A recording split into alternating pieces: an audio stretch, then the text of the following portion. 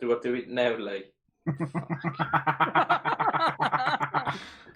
Oh my god! Is it now? Every time. It's now. It was then, yeah. Yes. If we can just circle back to it 5 seconds ago.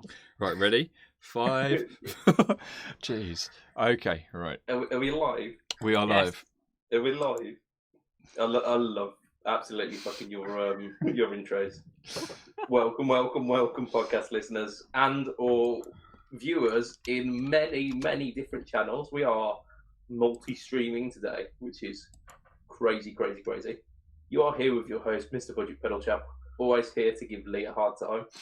We're also here with Lee. Say hi, Lee. Hey, hi. Yeah, right.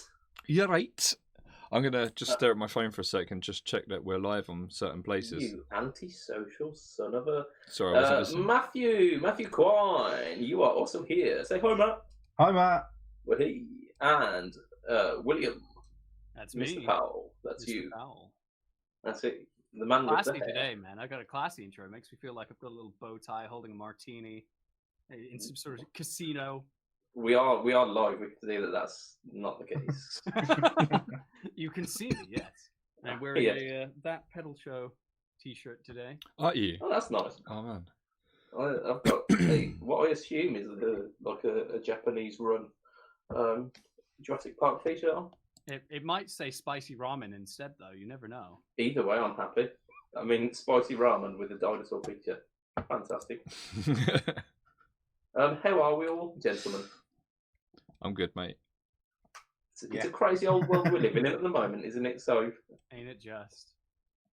let's, largely ignore what's going on in the world and let's just kind of be very self-ego-aggrandizing. Who wants to start us off this week? Can we just start off and say we hope everyone's safe? Yeah, I think that's a... I suppose we can. We will start actually by saying thanks to Tonepedia for allowing this this multi-stream thing to happen. They are sponsoring, for want of a better word, this. Well done, Matt. Almost. There we go. They are sponsoring this this podcast.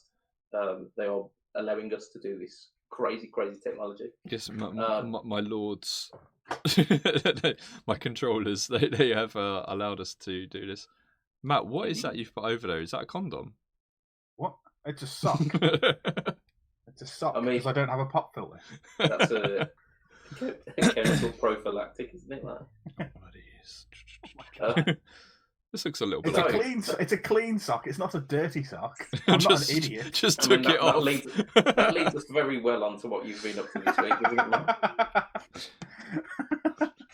It does. I mean, like, we did a podcast 4 days ago, something like that. I can't remember. Yeah.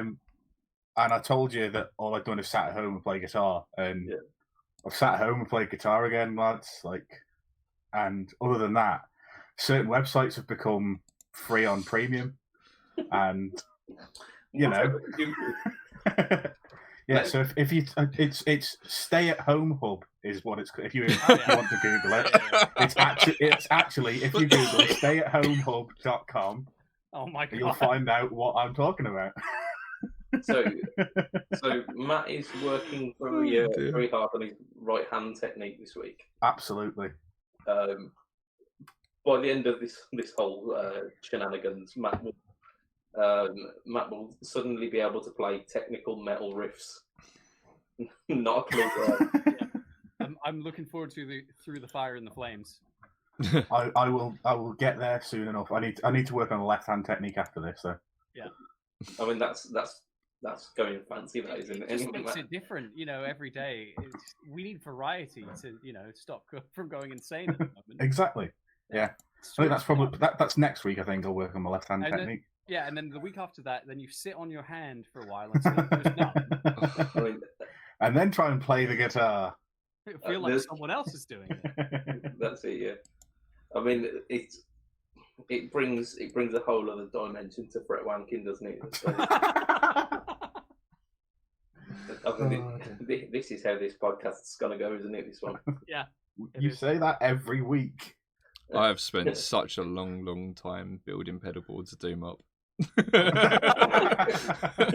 Only for this one moment. Oh dear. Yeah. I mean, luckily it's not being streamed live into like 4 different services at the moment. Oh mate, I think we've got more than that. We've got 1, 2, 3, 4, 5, 6. Oh, there you go. So yeah, cheers. How are you monitoring comments? Talking technical stuff on the fly. I'm just trying to find the bloody things to start with. Ahoy hoy! We've got Bimson. We've got Anthony Fisher. I am Fisher, sorry. Anthony Fisher. He runs the Folkestone Guitar Shop. Lovely little shop that is. Yes, I for whatever reason I've got it. I've got it liked on my Facebook, and it brings up some bargains every so often, and he's a tempting man with those bargains. I like it how we've moved back onto guitar now. Thankfully, much better, isn't it? Much better. I mean, I can get rid of that if you want to talk about the rest of what I've been up to.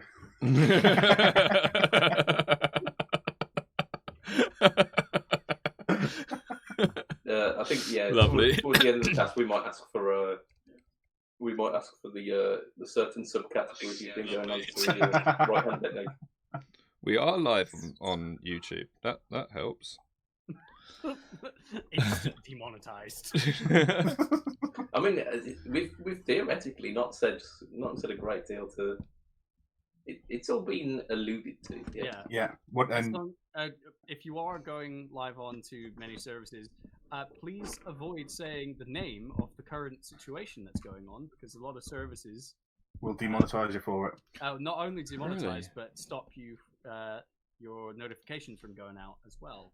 Ooh. So the Game Grumps did a fantastic workaround for this, and they called the current situation the Backstreet Boys reunion tour, and made sure that everyone didn't want to go to the Backstreet Boys reunion tour, and you had to make sure you stayed in so you didn't accidentally get tickets to the Backstreet Boys reunion tour and then accidentally give those tickets to the rest of your family. Excellent. I do love the Game Grumps. That's so funny. It's been a while since I've checked the Game Grumps.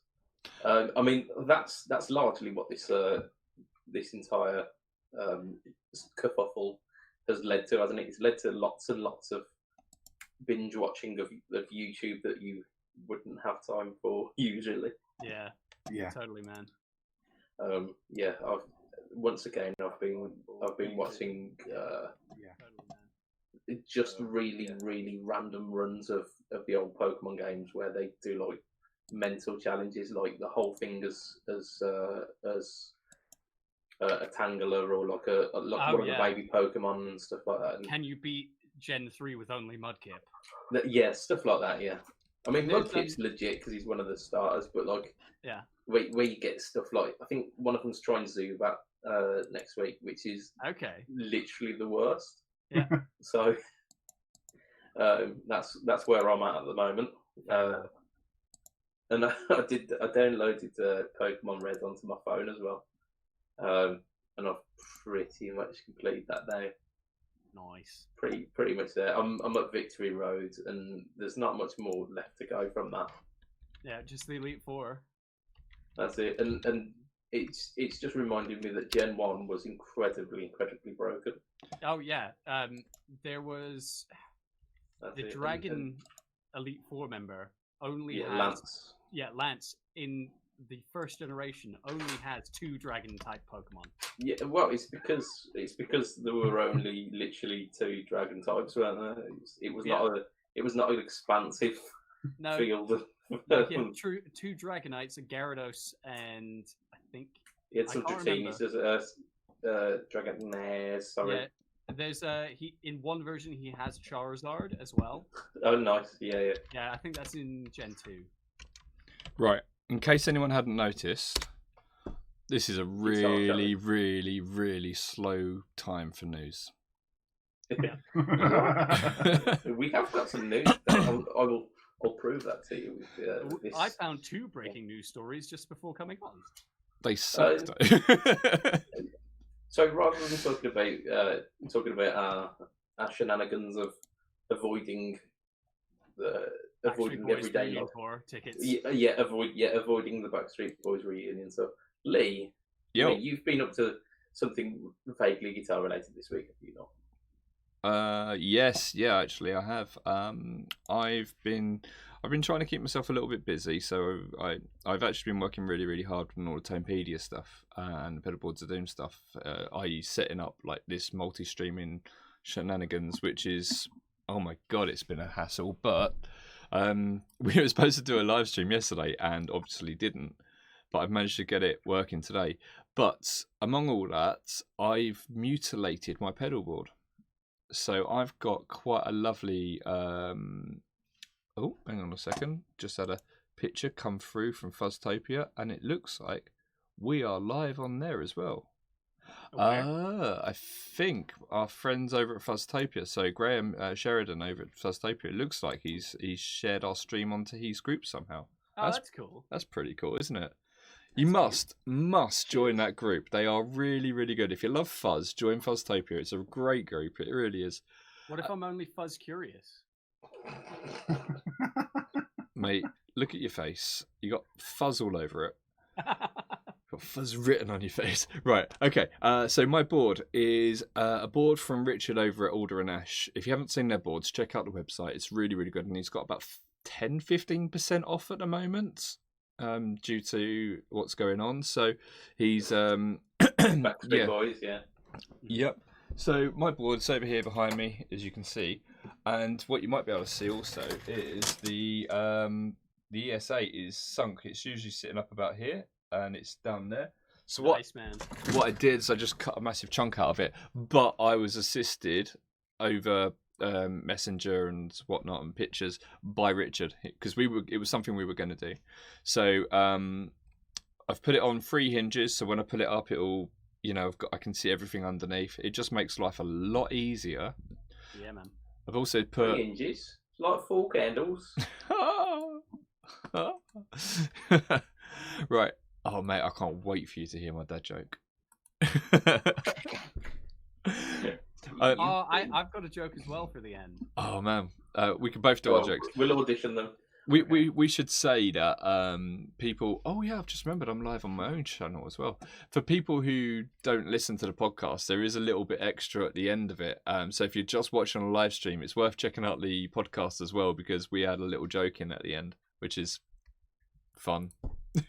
Right. So yeah, I've put it on hinges. I've also taken anything that I would use as an expression on the floor. So that includes my wah pedal, that includes my Game Changer Plus pedal, and it includes literally an expression pedal. So I've put them off the board so I can have them around and then move around on them. Hi Daniel Sugarman, how you doing, man? So yeah, that's what I've done, and I've also put the Victory Duchess V4 amp on the board as well. Nice. And then I sent a picture of it to Martin Kidd, and he didn't reply. Oh, I didn't notice you. It was like 1 o'clock in the morning, and I probably pissed him off. But no, Martin's a lovely bloke. He really is. I can't wait for you guys to meet him one day. He's a legitimately lovely bloke. Apart from when you're sending him, it's at 1 o'clock in the morning, and then his patience is slightly. At least I wasn't Matt sending him pictures of what I'd done at 1 o'clock in the morning. Hey, 1 o'clock in the morning is like 4 o'clock in the afternoon for me. I don't have a job, so I'm literally I don't have a wake up time. So sometimes it's like 5 p.m. It's really hard to make sure you stay Children. You need to reword that sentence. There really difficult. It's largely engorged. There is something else I've been doing guitar wise. Because obviously I've got to reset my board, so I've changed a few pedals over and these sort of things. But that's by the by. Once I've got all that linked up, I'll make a decision on that, and then I'll get it all set up. But I've also been doing a bit of what you accused Matt of doing. I've been practicing my left hand technique. Quite literally, I've set because I'm at home all the time now. I've set 3 timers on my. This is getting worse, mate. I've legitimately done this. I've set 3 timers on my phone during the day, and every time they go off, I've been doing some sit-ups, and then I've been doing practicing my legato. So yeah, that's how I've been making sure I've been like spending a little bit of time doing that all the time, Cool. and it's really working. Have you? Are there specific materials that you are using for this, or just exercises? Just going with the flow. No, just an exercise. I've got this exercise that kind of goes 1 fret at a time. So dun dun he's getting the guitar dun dun dun. So go. I'll show you another time, man, because that doesn't make for very good radio at all. Yeah, that's the one. Yeah, so I put my finger up there, and then I do this, and then go. Yeah, yeah, but yeah. So that's So yeah, I've been really trying to focus myself and make sure that I get something out of this period of being able to spend some time at home. I have possibly played the least guitar that I have in Really? in a matter of months. Yeah. And it's just because I've got family are in the house and we're on top of each other 24/7. There's absolutely no time for me to be practicing, and by the time that I do have time to practice as well, I'm so exhausted that it's not worth it. I've been putting content out. I've done this week. I've done the Neutron from Jed's Peds, which is an auto wah, which sounds so good that you could replace your wah for it. Really? If you like space conscious and you're a bit lazy and you don't want to have to put all of that left foot effort in. Neutron is a wicked. You use your left foot to do wah? Well, it depends where I am. You use your right foot for wah because it's on the right side of your pedal board. Yep. What? Why is it on the right side of your pedal board? Because the wah is the first thing, and your input is always on the right-hand side of the pedal board, and the output is always on the left-hand side of the pedal board. Therefore, the wah is on the right-hand side. Yeah, I also play with my wah with my left foot. No, you're wrong.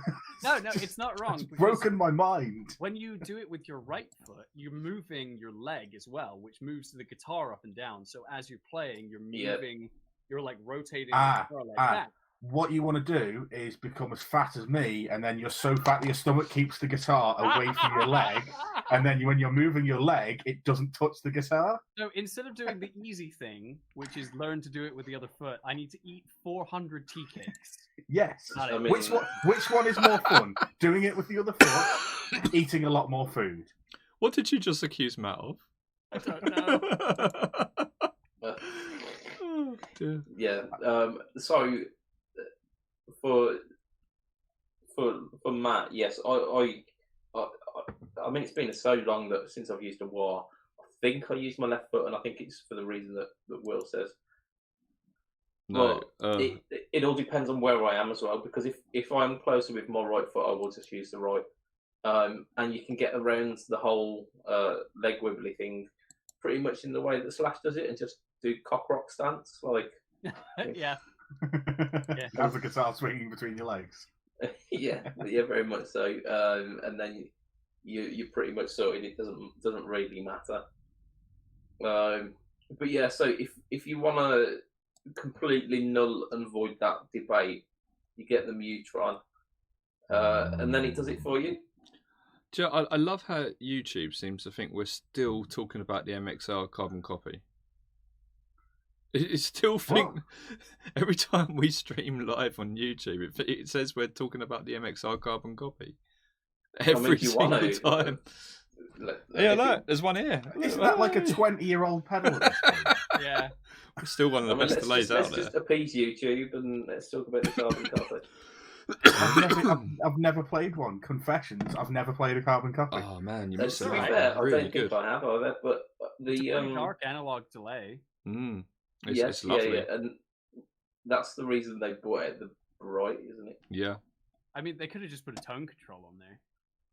I think for the deluxe one they've added like a little switch where you can switch it between bright and dark. Ah, cool. But yeah, that's not the only thing they've done with it. They've done quite a bit, because if that was the only feature different on the deluxe, it would be a little bit of a letdown, wouldn't it? Yeah, it's got tap and it's subdivisions. It's got tap. They've got presets as well. If it has, I think it's like limited to 4, but I'm not sure on that. I mean, it's been so long since we newsed on it. I feel like I've been controlled by YouTube now. Well, because they told us to talk about it. If you want some extra trolling from YouTube, the thumbnail they've given it is a pedal called the Super Weirdo. Yeah, by Jupiter Effects. So none of it lines up. If you want to talk about that. Next on our news segment is the Super Weirdo by Jupiter Effects. Mm-hmm. Lee, I've never heard of it. Yeah. No. Right. Okay. So, Will. Well, hang on. Dude, did you finish talking about what you've been up to? No, I didn't at all. Sorry. Well, so I talked about the Mutron, didn't I?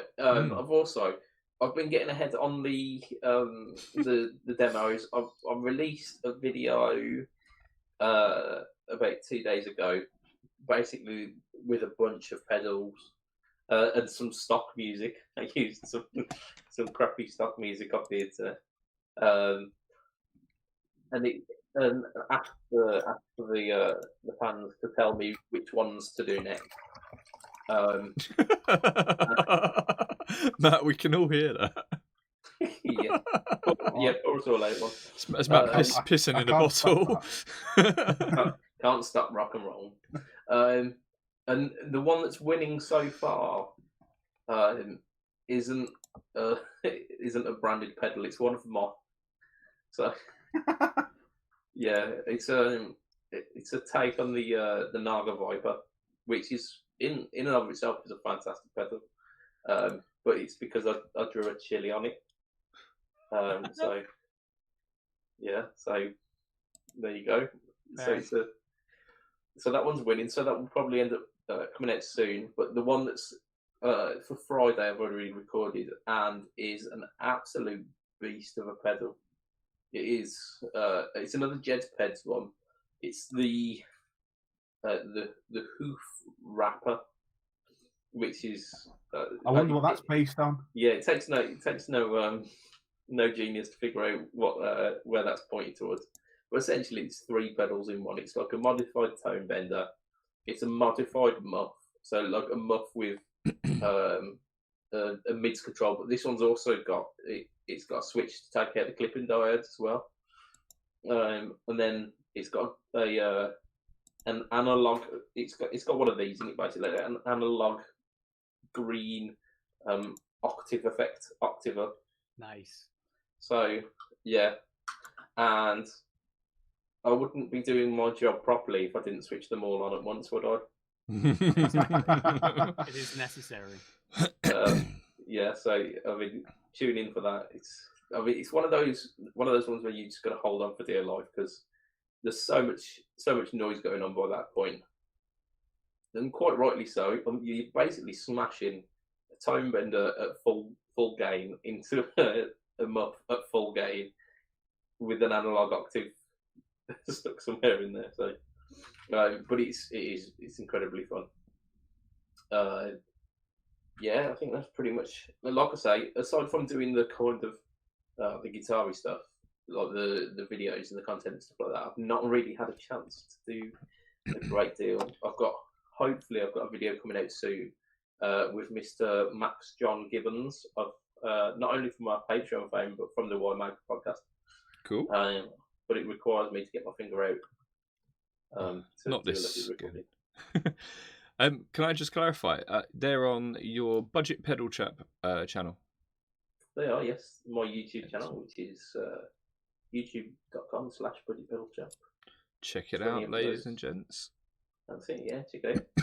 Leave a comment in the videos as well. It's always nice to see that people are watching. And like the videos that you see, guys, because it makes it really helps with YouTube algorithms and getting it shared and these sort of things. It massages the algorithm gods. And they do like a cheeky massage. Speaking about a cheeky massage, Will, what have you been up to? That is one hell of a segue. Damn right it is. Yeah. Have you ever been on a Segway? I have. They're interesting. Yeah. I wouldn't recommend it. I mean, at the moment, you're only supposed to be allowed out on 30 minutes of exercise anyway. But they won't be able to catch you if you're on a Segway. That's probably ending, isn't it? Because Idiots. Because there's some people not following the rules again. You buy yourself a Segway, and that's how you travel to the shops. Yeah. I'm not exercising. Basically the same as an electric scooter, you know? Yeah, exactly. It's fine. Do it. Yeah. So, damn. Well, anyway, so I have been a little bit. I don't know where to begin with this, but I've been designing my own pedal. Woo! Yeah. Which is something that I've not quite been brave enough to do yet. So yeah. Tell me more. It was an interesting journey. So my use case started with this.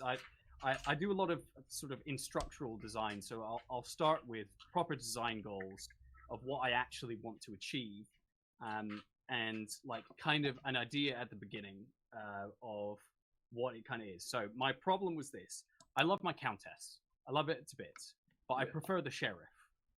The problem is I can't use the Victory Sheriff because the effects loop, no matter what I do, will not get any amount of ambience from reverb or delay. It just distorts everything because Martin Kidd, his great design, his design goal was to make an amp that was as close to the vintage Marshalls as you could, which had a overdrive in the post master phase inverter. So as you return from the effects loop, there's basically another overdrive stage before it goes to the master output. So whatever you do, reverb or delay that you put in there, like I use so much that no matter what I did, I couldn't get a clean signal from it. So I went with the Countess instead, but there's still something a little bit of that just Marshall mid-push flavor that I was looking for. So I was like, okay, well, I'm going to start looking around at kind of trying to make an overdrive that will suit either a clean channel or a distorted channel on an amp and will push it more towards not being like the whole Marshall sound in itself, but will push an amp more towards that sort of mid sort of sound that Marshalls have. So I was like, okay, cool. How am I going to do this? So I started looking around for inspiration of circuits, and Love Pedal have a load of variations on this pedal called the Electra Distortion. Yeah. I know the Electra, Yeah, the Electra is for those who don't know, the Electra was originally a circuit that people put in guitars in the Sears catalog. So you could have a 9-volt battery in your guitar that would have a 1-knob distortion in your guitar, and you could just buy them from they weren't great guitars from the Sears catalogs. It was just whatever most sort of retailers could get hold of. Anyway, the circuit goes out online. Loads of people do their own versions of it, and it's very similar gain stage to just a simple 1 transistor booster. With a bit of hard clipping afterwards. It's like, cool, okay, that's a really great place to start as a beginner. And I was like, okay, I'll go through that and I'll build one. So this is the Lee, if you've got the picture of the tiny circuit board I sent you on Facebook. I've got, I will get up. Make sure you're using the right image here, Lee. It's roulette. You could be. I've got the breadboard. I've got the circuit PCB and the cover of it. Okay. Well, you might not have that one yet, but the circuit board in this is as big as a guitar pick. It's tiny. So I was going through and I was like, yeah, this sounds awesome. I love how this sounds, and this is a really great basis. So I started using that part of the design, that Electra preamp, RCA preamp, kind of the same thing. Yeah. And I was like, okay, so what do I really want to do with this? So what I did from there is I kind of modularized it, and I talked to you guys a little bit about what things should pedals have. So, and you both said it needs a master volume no matter what you do. It can't just be a bias control, which is what is on this 1-knob thing. Is it's The volume is always above unity, and you're changing the gain based off the bias on the transistor. So, so you're like, there needs to be a master. It's like, okay, cool. And I was like, to do my first design goal of making a overdrive that suited both channels of an amplifier, I was like, I need to be able to change the EQ on the pedal at a moment's notice. Yeah. And how am I going to do that? Well, I kind of developed an interesting way of using the Big Muff tone stack to allow a pedal to be flat response.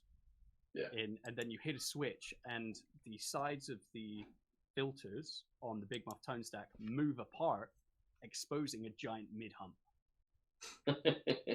So you can make have a sound, and how I've set up the pedal so far is that one side has the sound. It's not inspired anything close to circuit wise. Hey, yeah, there it is. That's the picture of the tiny circuit board. So that's kind of the basis for where I started with this, and that Electra preamp. But anyway, I added on this tone stack first, and I was like, okay, cool. I'll do this thing where it has the flavor of a full range overdrive, like a blues driver, and then another flavor of kind of what a tube screamer and a range master does, of being a huge mid hump in the middle. Yeah. To run the Big Muff tone stack, you need a very high impedance source. So there needs to be a buffer between that preamp and the tone stack. It's like, cool. So there's a chip that everyone uses, which is the TL072 chip. And I was like, cool. So I can use one side of that as a buffer and one side of that as an output stage. Cool. So I was drawing all of these circuits up, and I won't show you the schematic because it will just look like squiggles to most people. But I'll lead you through it as we go. So it was preamp, buffer, tone stack, output stage. And I was like, okay, this is really cool. And so I started breadboarding that first. And I was like, okay, awesome. Let me add in a couple switches for where I can do that flip between the tone stack thing, but also change the input cap of how much bass goes into the circuit as well. So all of those things combined, with that being the final breadboard I have there, I was able to make something using relays where I could press one button and it would change 6 component values in the circuit and completely revoice the pedal from being that full range blues driver kind of thing, and then at the moment's press suddenly become a tube screamer. But you also get 2 different gains per channel, so you can set how much gain you have on your flat response sound and how much you have on your mid response sound. So it's kind of a interesting way of doing a 2 sound pedal with only the components of one pedal. Nice.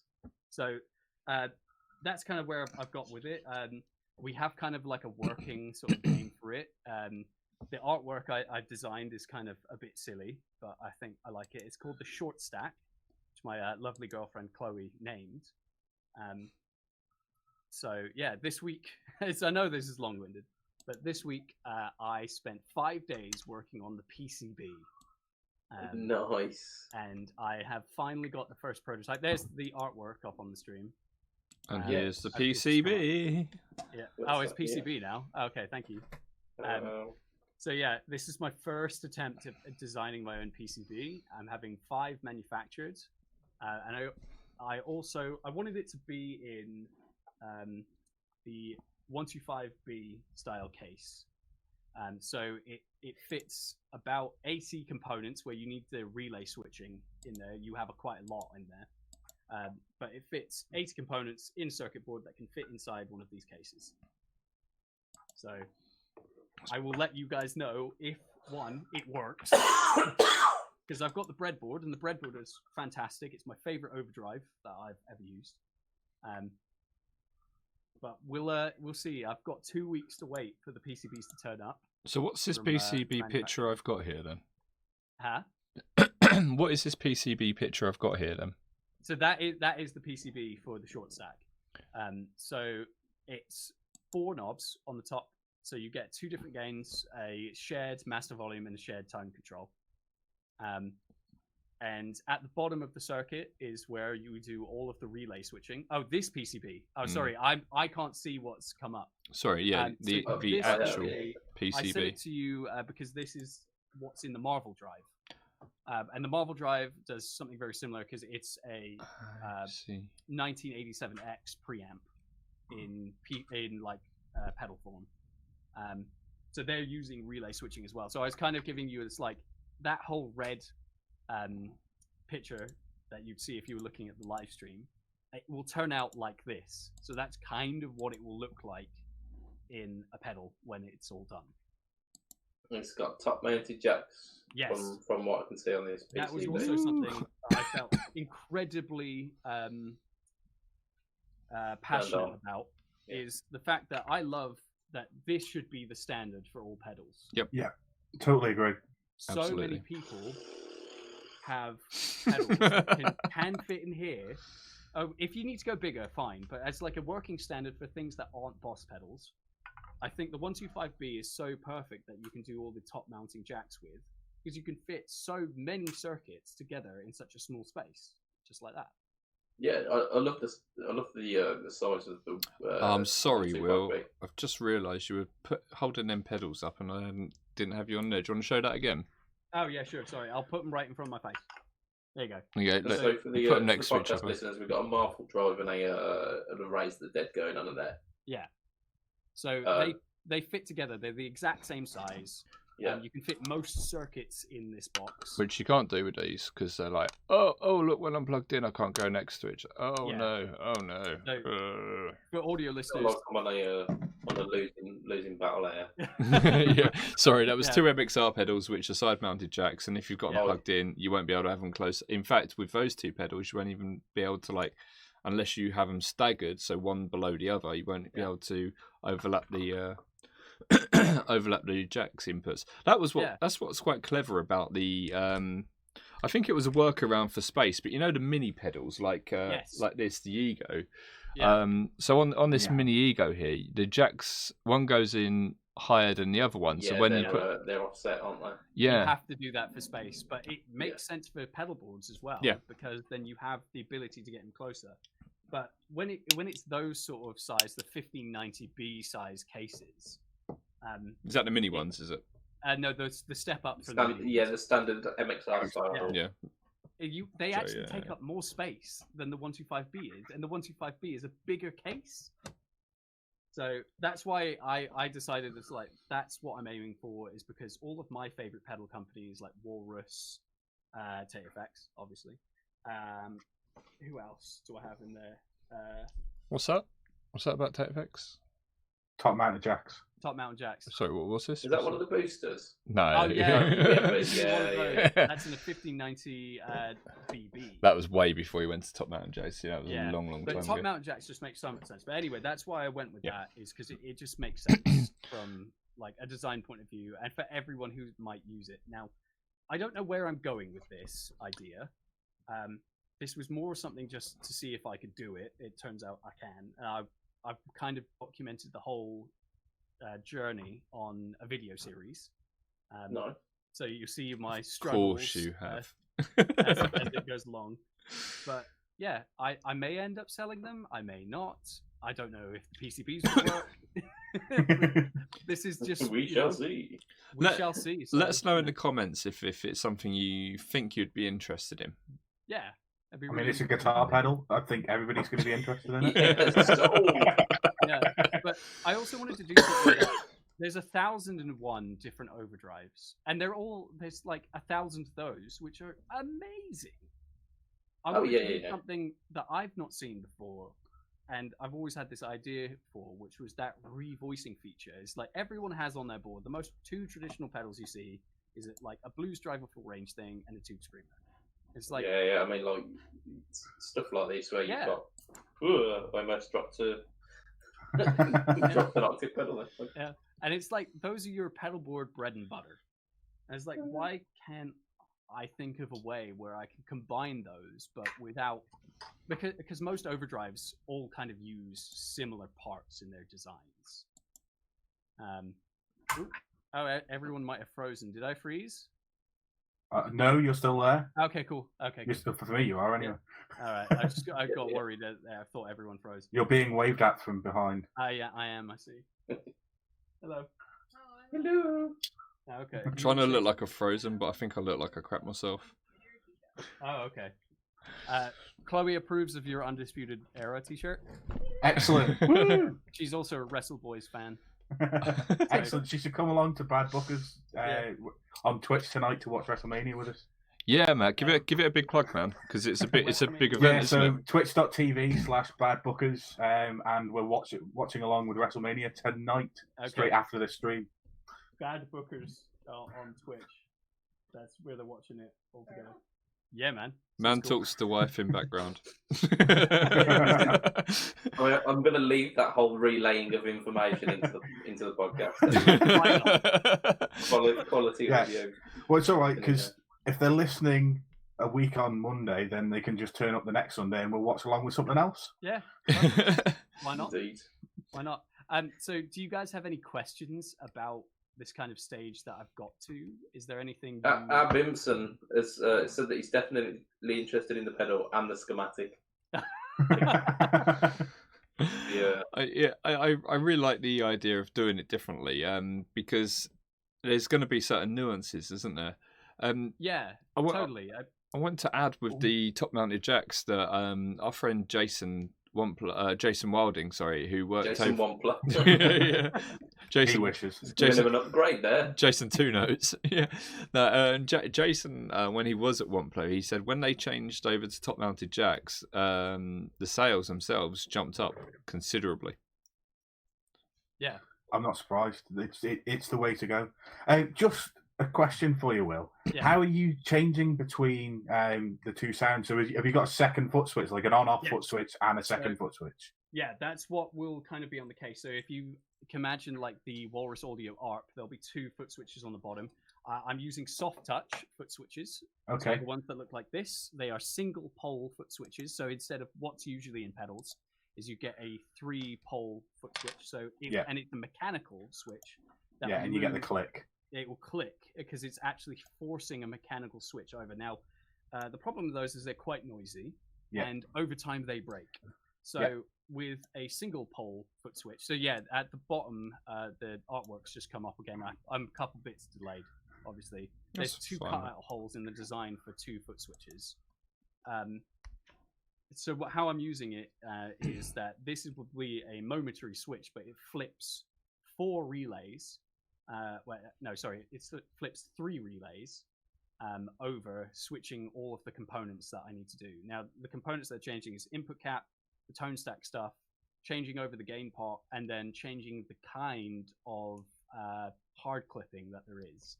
So, Matt, the answer is yes. Sorry, I'm very passionate about this. So I can speak for ages about it. But this has just been something that's been so fun and like. It's been, what's the word, like an artistic output that I never thought I would have. And thanks to all of the people that post electronics information and pedal schematics online, I was able to teach myself how to make something that I feel is really different from what's out there. Do you get much information from DIY guitar builders? DIY guitar builders. I got much from AMZ Effects Lab Notebook. There's Pedal PCB, also have a load of schematics. For every single one of their sort of build your own kits, they have a schematic up so you can look at them and kind of figure out what's going on there. Maybe you YouTube. As you mentioned before, Wampler does an absolutely phenomenal video series about what the hell is going on inside pedals. With Not to mention parts. his books. His books, yeah. So good. I'm really excited to read one of those when I can. There's something I don't like about your pedal. Go on. I'm on a diet where I can't eat pancakes. And it's like, pancakes. I know. It's just one of my things. I do pedal art every now and again. I just kind of, this is how this all started. Is about 2 years ago. I was bored on a train trip. I was like, why don't I just see if I could do some artwork for a pedal? And I kind of designed stuff that all has food related stuff. And the one that I ended up getting made with Hello Sailor was the BLT pedal, which has like a little sandwich on it. So I was like, okay, I can just kind of do loads of food related things, and I think it would be kind of fun. I hate to mention it, but I think Dan Electro beat you to that by a fair whack. Oh yeah, but then something way huge and stuff. Matt, did you just fall over? I didn't.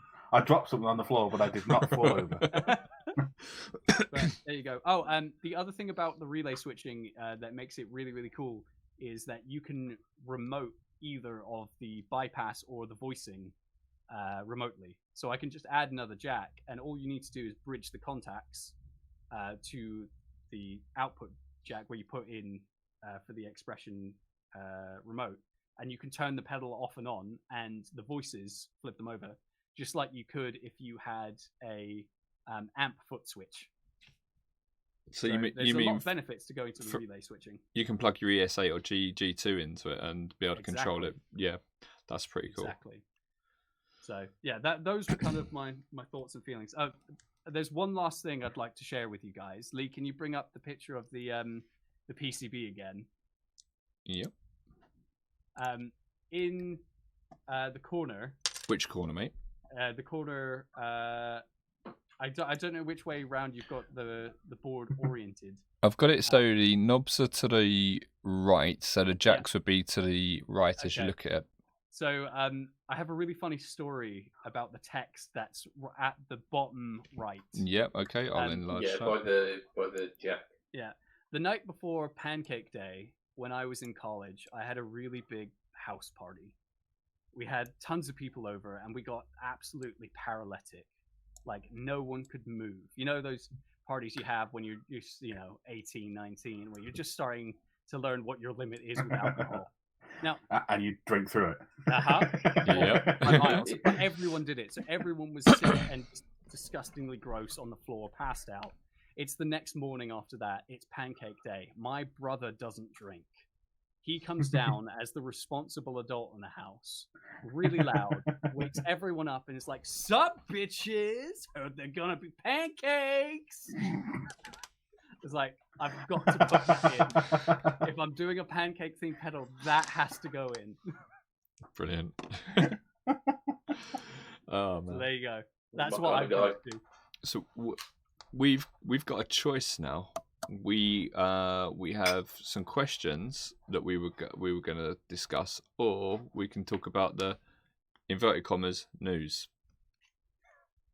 Let's go to the questions. You want to do what? Questions. Right. Okie dokie. William. Yes. Will I am. These are your questions, mate. You ask it. Okay. And this goes out to all the viewers as well on our multitude of channels. Oh yes, is this my debate question? Yes, it is. Oh, brilliant! All right, I have some opinions about this, and I've been thinking about this on my long walks out of the house. 30 minutes. Not only. 30 minutes or more. Only 30 minutes allowed. Otherwise, the Backstreet Boys reunion tour might get me. Well, I mean it's not now starting to sound like something else, like, isn't it? It does. It really does. Right. Back on topic. Which is better, amp gain or a pedal gain? Please discuss. I exclusively use pedal gain. Okay. Yeah. I'm running I mean, it's not a completely pristine clean amp. Yeah. But it's as close as damn it. It's like a Fender voice. It's a classic 30, so it's essentially a Fender amp with good gain. Yep. But I use the clean tone on that pretty much, and yeah, pretty much get the drive from a Mojo. So. Okay. So it seems like we've decided. I already know Lee's opinion. Well, hang on. It seems like we're 50-50 on which is. I've kind of led to that. I could go with amp gain, but it's so much easier if you've got a single channel amp to run it clean and then use pedals for drive. So yeah. That's I my mean, reasoning. mine's a dual channel amp, but it requires getting the foot switch to near where my pedal board is, and like who has the effort required for that? I mean, just like yeah. Go on, sorry guys. That's me. Me and Matt seem to be in the lazy camp there, where we just that's too much effort. Yeah. I can get a pedal which does it for me, and I don't have to think. Okay. So I've I kind of got a couple of a bit of a journey on this, because I started off purely using amp gain. I didn't use any other boost or anything along those lines, and then I got an MXR micro amp because I wanted to boost for solos and these sort of things. And that was great because it gave me just a pure same tone. It was just a boosted volume. The micro amp's a really, really good pedal. And then I started going into pedals, and then I realised, well, I can have all the different sounds I want. So I can make it sound like a Marshall. I can make it sound like a pushed Fender. I can make it sound just like a distorted amp and these sort of things. So I thought, okay, I can have fuzzes and everything. So I can have my plethora of different drive sounds for different songs from a pedal board. And that's where my pedal board started to really grow for the first time. And then I started realising, well, hang on, there's certain boosts that sounds different when you push your amp with them, and they actually sound a lot better if you use certain things. Like I did a video recently of a really high gain overdrive sound from a Marshall, and then it was tidied up with a tube screamer, and it just sounds so much better. It's such a classic, that. Yeah, absolutely. So now, like Stu makes this pedal, which is a booster, and it's a JFET booster, I think it is. And if you run that into a crunch channel, it sounds mega. It sounds so good. It really, really does. It sounds like a plexi or something along those lines. So yeah, I've kind of moving into that thing, but I still have pedals that I use mainly for like you can't create a fuzz through an amp without a fuzz. Do you know what I mean? Yeah, for sure. But that's a different sound. I think we should discount like fuzz at the top end because it's such a different sort of sound than overdrive. Yeah. I think it might be like nice to limit ourselves to distortion and overdrive for this kind of conversation. So sounds where you still get the feel of your guitar coming through, whatever you do with it. Yeah, if you've got a 3-channel amp, then it's you can have your clean, your crunch, and your distortion, and you can tidy it up with effects. But I think to just put yourself in one category or the other is not doing yourself any favors. There is no reason you shouldn't just use an amp sound for if that sound works for you. But there's no reason you shouldn't also use pedals as well.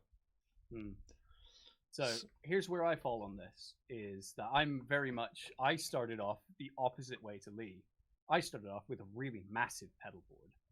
And over the years, I've been going down and down and down to now I probably have the smallest pedal board of a lot of us. And I'm even clearing stuff off of that. So the thing is for me, it's a question of resolution. As long as you have an amp that's kind of multifunction anyway, say you have a Blackstar, a Mesa, I use the Countess because there's tons of sounds in there. Or if you're a player that has one amp sound, the thing is for me, all good players that I know that have made guitar sound famous have used amps primarily, then a tube screamer or something to assist it get to where it needs to go, rather than all of their gain comes from their pedal board. You think of like, Slash, you think of like Thin Lizzy, you think of like all of those bands going back, all of those sounds of great overdrive that are inspiring to us to play come from amp gain. Now, having gone through this little pedal journey as well, I've learned quite a lot about how pedals function, and comparing that to how an amp functions. Basically, when most amplifiers have power rails, like voltage inside the amp, they have like what I'd like to call resolution of like 400 volts. So you have plus 200 and minus 200 volts on either side. So that means when you put in a wave, that's this, your nice little sine wave, it can be amplified massively. So you get a lot of that feel of your original sound. When you go into pedal gain first, transistors can only work between 9 volts. Op amps can go up to, depending on wherever the power rails are set, but nowhere near as high as amps.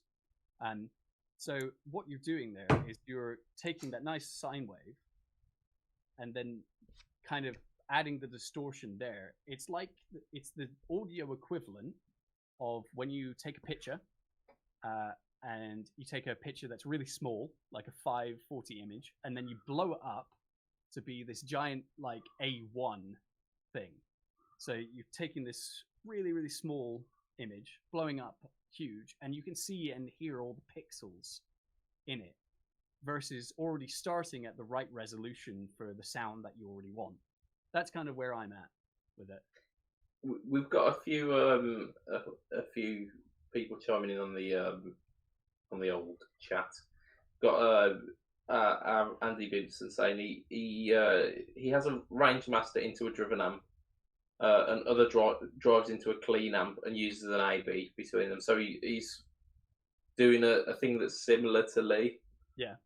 Where he's basically doing the best of both. Yeomans is in the chat and says going from funk style cleans to driven blues tones means that he usually uses pedals for gain. So going between that massive switch, he uses Honey Boy 18 watt combo, which is a single channel. Yeah. So doing that for him it's a necessity, because he wouldn't be able to go from those really pristine funky cleans. So he says pushing the Honey Boy with a boost pedal gives the most gorgeous creamy driven tones ever. So his preference is amp drive, but pedals make it easy to use and add the versatility. Pedals assist getting your amp where it kind of needs to go. Yeah, I think that's basically where I say I would love to run my Vox as hot as it would go and have that as the sound, because that's the sound that I like the best. But I need a clean tone, and you don't get a clean tone out of a Vox on full. Have you need to wind it back. Volume knob on your guitar? I have, but you don't get a... So if you use the volume knob on your guitar, you don't get a very nice clean tone if you're cleaning it all the way up, because you're pushing the volume so far down, you're not pushing the amp hard enough, and you're also not utilising the guitar electronics to its fullest. Yeah. So you tend to, even without like having the tone knob there and running the tone on full, you tend to get a drop in the tone as well, so you don't get as bright a sound. There are people who use like a blues driver. I remember on that pedal show they said that Andy Timmons does that. He uses a blues driver and then he cleans it up with his he has a treble bleed on his Strat, but he cleans it up with the guitar, and that's his clean sound. Andy Timmons doesn't use a Strat. He's an Ibanez player. Sorry, yep. No, you're right. Yeah. Apologies. Yeah, but I mean that is a thing. But like, I would absolutely love to run probably 3 amps, and I'd have a clean tone as a really clean amp. I'd use my Hughes and Kettner Pure Tone if I ever get that fixed. Yeah. That is my clean tone. I'd then have my rhythm sound as probably a Marshall on a crunch channel, and that is my rhythm sound, and then just my Vox, every single knob apart from the ones on the tremolo and the reverb, all the way up, all of them on full, and have that as my lead sound. Yeah. And that would be incredible, but it's really inconvenient. Yeah, it's the practicality of it, isn't it? And it's part of the reason why I use a compressor really lightly at the start of my signal chain, to get the feeling of an amp being pushed past the point of where it's useful anymore, and it's doing that natural kind of compression. So I use that to get the feel of an amp having its head kicked in, but at useful volumes. Yeah, I don't know if the analogy of blowing it up like you would a resolution of a picture makes a lot of sense, because a better analogy could be that a pedal on the amp's tone is almost like a filter when you're looking at a picture analogy. Do you see what I mean? It's kind of the same. It's more it's more trying to get to the point of saying like between 9 volts, between 0 and 9, there's only so much room that you have. So you're taking that as your distortion sound, and then say you're adding that into an amp that's already, because how most guys use a Hot Rod Deluxe is they'll have loads of dirt pedals, and then cable goes out into the Hot Rod Deluxe set completely clean. Then that's just the thing that's making it loud, right? Yeah.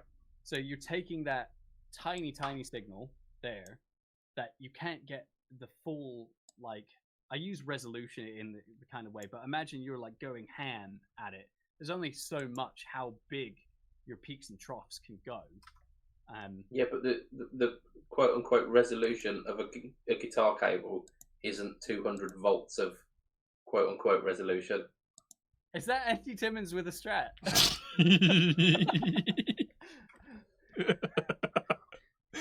Well, Yeah. Munch on a phallus, Mr.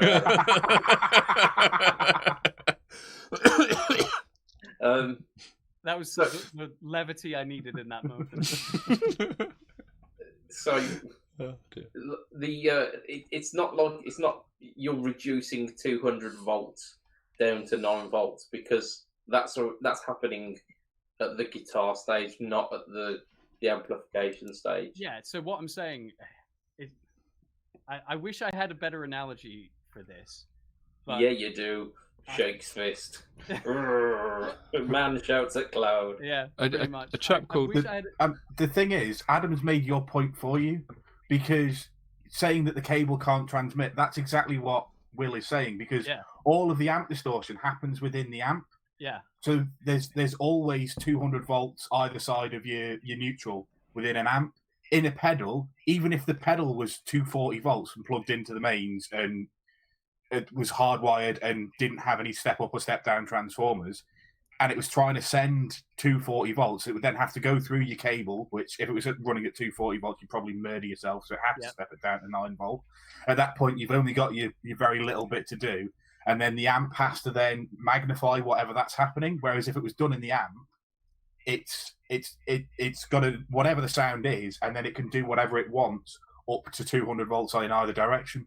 Yeah, but it does that anyway. You get a but it tone to the original sound of what's come out of the guitar through amp gain than you have by putting a gain stage on the floor in front of you.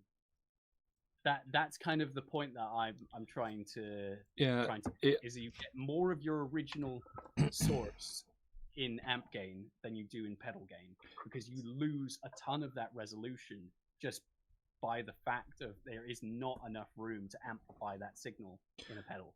You could say it depends on the rig, because what you're doing a lot of the time is you're making those valves behave in a different way by putting a tube screamer, which is basically what that kind of means, into the amp. So if you've got a really crappy sounding amp and a great sounding pedal, you might be able to make that amp sound a lot better.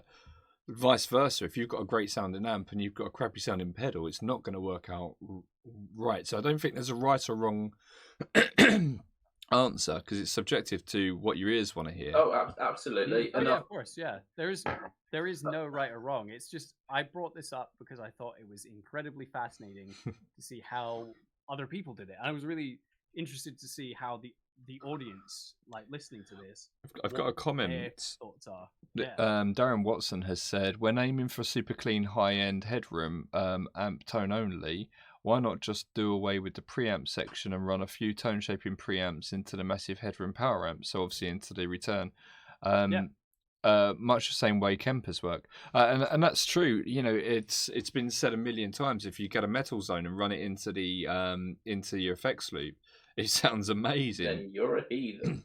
Have you tried it? Seriously, have you tried it? It doesn't sound like a metal zone. It doesn't sound even slightly like a metal zone.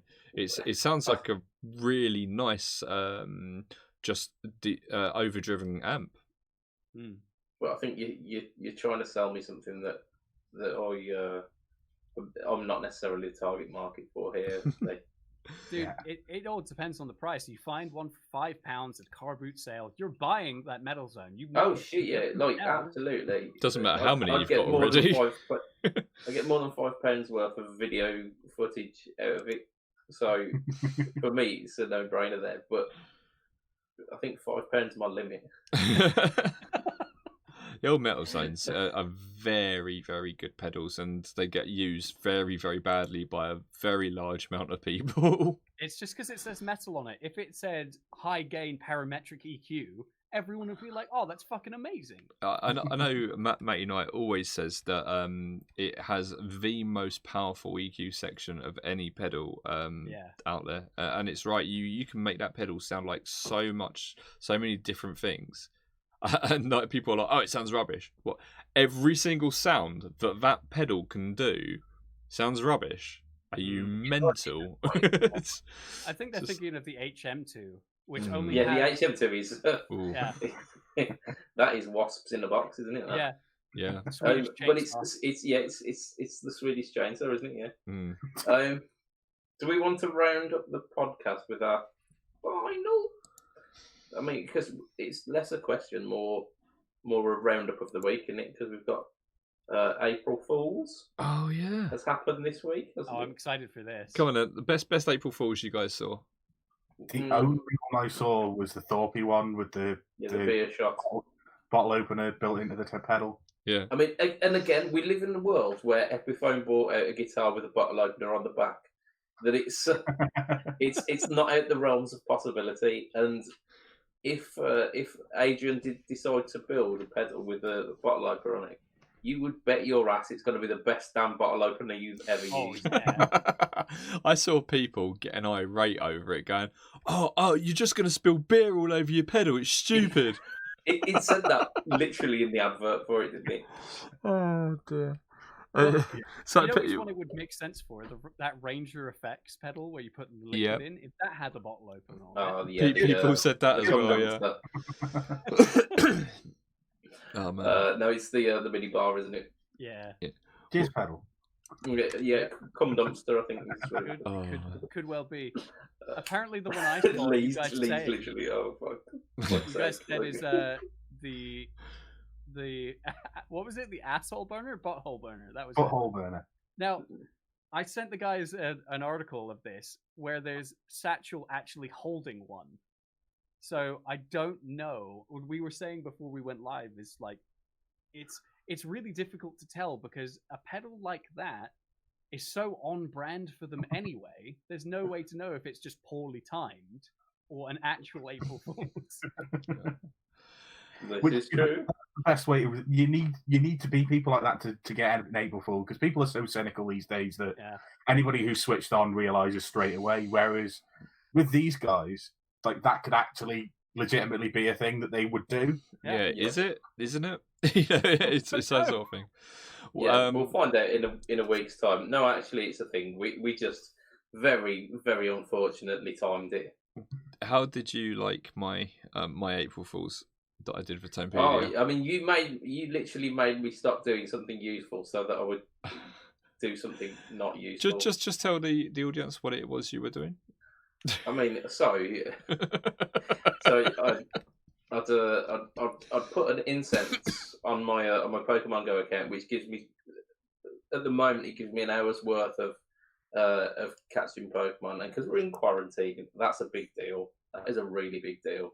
And I was running up the clock on this hour's worth of like free catches, and then Lee says, "Oh, you've got to check out this. We've signed a big name for Tonepedia." I was like, "Okay, just give me like an extra like 20 minutes. I'll run out the clock." But no, you've got to do it now. So okay, fine. I'll sign off and I'll get. So we put up a picture of Joe Satriani, but we didn't say his name in it. We just put, "This man needs no introductions. Look who come and check out our new artist. It's some of the best sounds we've got so far." And it was literally, when people press play on it, it was me going, "April Fools." What I would have liked more, Lee, would have been you doing like a voice mime along to a Satch track. You went, nah, Yeah. nah, They're like nah, surfing nah, around. Yeah, did it with your mouth. I really wish I'd done it. Nah, nah, nah, nah, nah, nah, April Fools. Just quickly going back to the butthole burner, you can pre-order it. I think it's Oh real. my god, it's real! It's real! I'm literally in the pre-order screen at the moment. $199. It's gonna... So I guess that's some news, isn't it? So Yeah. There you go. News. Steel I mean, I Panther. don't think we've beat. it's a four knob drive pedal with a clipping switch, which is based very much around a pedal which is banned in Pedalboards of Doom. So I'm to understand. Yeah, banned because there was a lot of people who got quite upset about it, and Yeah. we've got to make sure that we do work for everyone. Yeah, Absolutely. Right. But everybody has a butthole, so There's nothing more. I don't This is know. I don't know if that's I mean, true. I think there's you probably say- people out there without buttholes. You say everybody has a butthole, but this does have two chilies in the shape of penises on it. Oh, okay. Okay. If you Come if on, you guys Steel didn't Panther. know, when you form as a baby, the first cells to form if the human body are in fact the butthole. I had heard that before. So There you go. Well, I that sounds like another part of the body that only men have. Bollocks. Butthole. it's true. I don't. It's I genuinely don't true. think that is. I'll have to ask my wife. She knows all about these things because she's studying it. She is studying balls and buttholes. As like a Legit profession, or is this a personal pastime? Is or... she also on the hashtag Stay Home hub? Is that what? just generally, yeah. I think Stay Home Hub has got to be our podcast title for this week. He's done a lot of heavy lifting, hasn't he? I just realised what you meant by that. No, she's not. It took you so long. Yeah. That was the best bit. Any more April Fools? I mean, the Hambucker made another Oh yeah, that was pretty funny. appearance, which is essentially raw. No, there was a really, really good one from Strandberg. Did you see it? Go on. Okay, so you know they have the True Temperament frets. So they're the frets that are all wiggly and Yeah, like wiggly Steve. woggly, yeah. So they brought one out saying you don't need to buy guitars with these frets now. You can actually buy a set of strings that has it for you. And basically, the strings are all wiggly.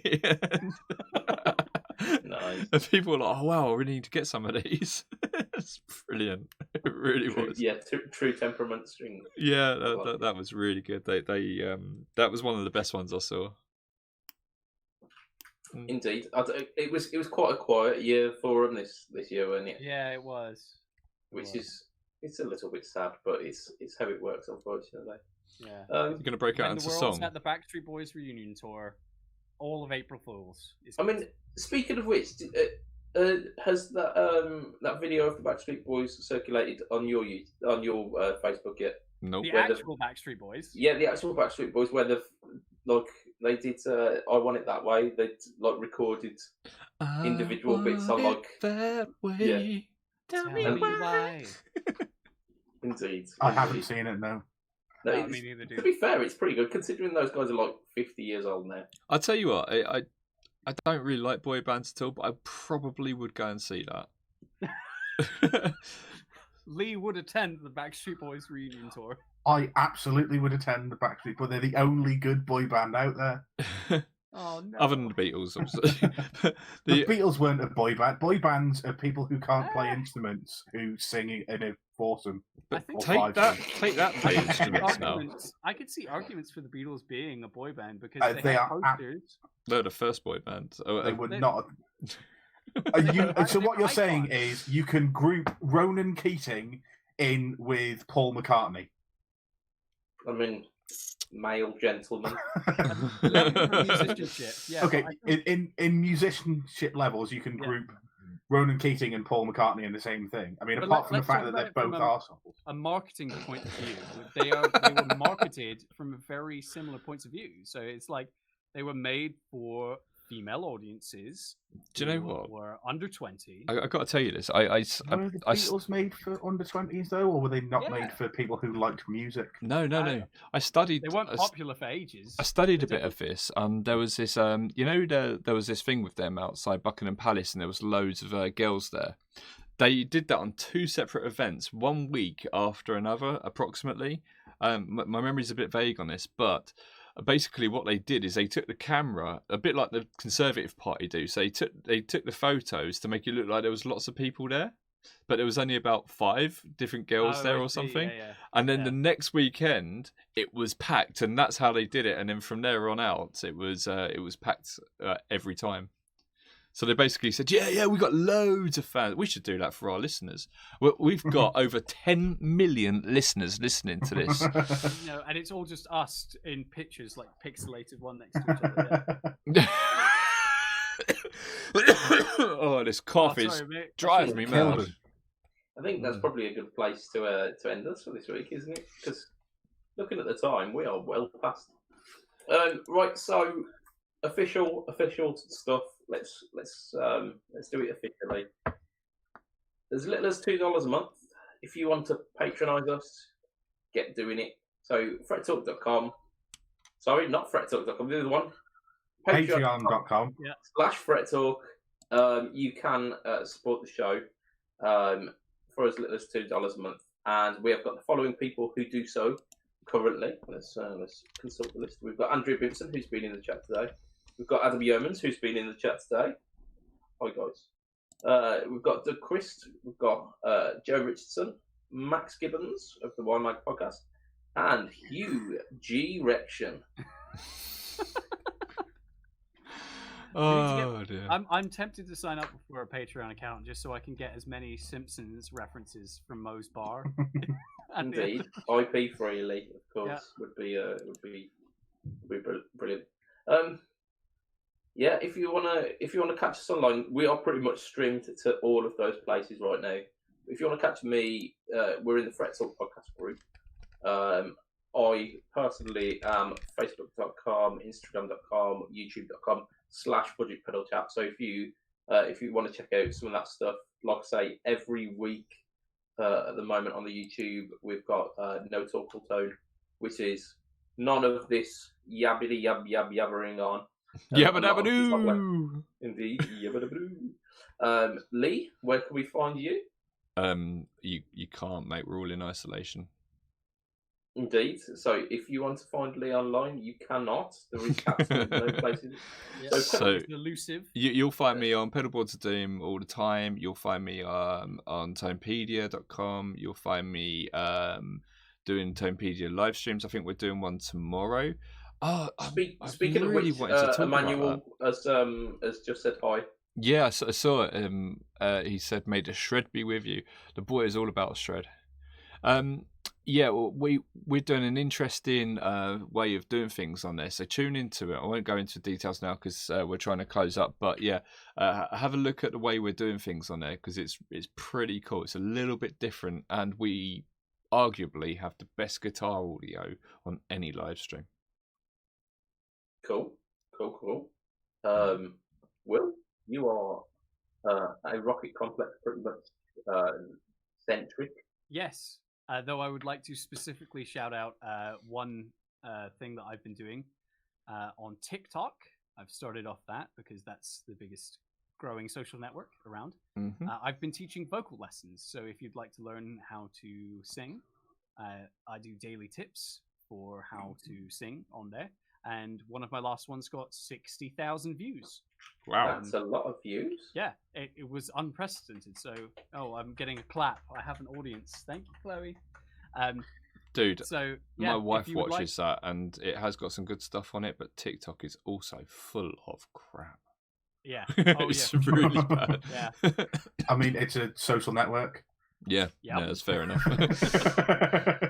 So yeah, I'd like to shout out that, but you can also follow me on YouTube and stuff. You can also check out Rocket Complex's music on Spotify and iTunes and all other good music streaming services. Indeed. Why don't you just freshen up? Freshen up! Indeed. And Matt, you are pretty much Hill_MattQ at anything on your Twitch, Twitter, Instagram.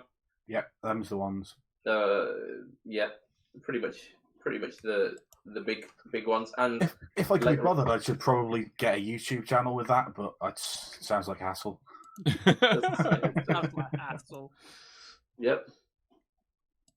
You have featured on the Budget Pedal I have. channel more than once, where we've had Budget Pedal Matt.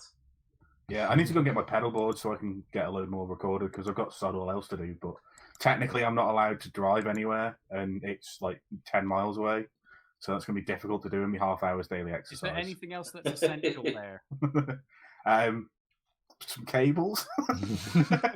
If you can get like a cake there, that counts as food. That's now essential. You need cake to survive. Could you say like it's for your sanity? Yeah, but so the Isle of Man's gone a bit stricter than you lot. So we've got a 40-mile-an-hour speed limit island wide, and you're not allowed to drive. The police can pull you over if they catch you driving, and you have to be able to give them a valid reason for why you're travelling.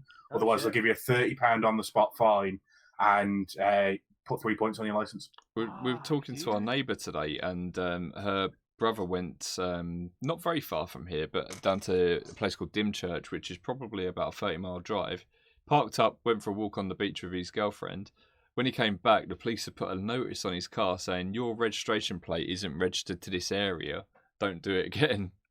Oh, man. Well, Brighton's having a big problem with it because everyone's going to the beach. It's so stupid. It really is. It is. Stay home. Avoid the Backstreet Boys reunion tour. Indeed. We were wrapping up a podcast at one point. It's always happens. I just lose the will by this point. He's right next to us. So, yeah, that's pretty much us on the live stream for this week. Check out the podcast as well if you're not podcast listeners. That is the Fret Talk podcast on any of the good pod distributors and some of the bad ones too. So, from myself, Mr. Budget Pedal Chap, from Will, the man with the hair, pal. I do have hair, yeah. Yes, that's rich coming from you. I mean, Will's hair is not scared of his face, whereas mine is rapidly leaving. I think my eyebrows are slightly aggravating the rest of it. From Lee, and from Mr. Matt Quine, say bye, Matt. Bye, Matt.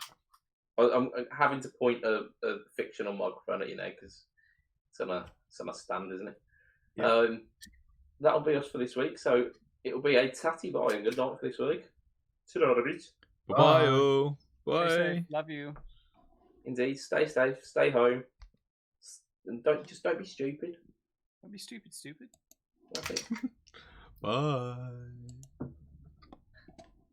Are we not live anymore? Or? I've put it onto the intro just so I can work out how to stop this. I'm gonna eat some chocolate.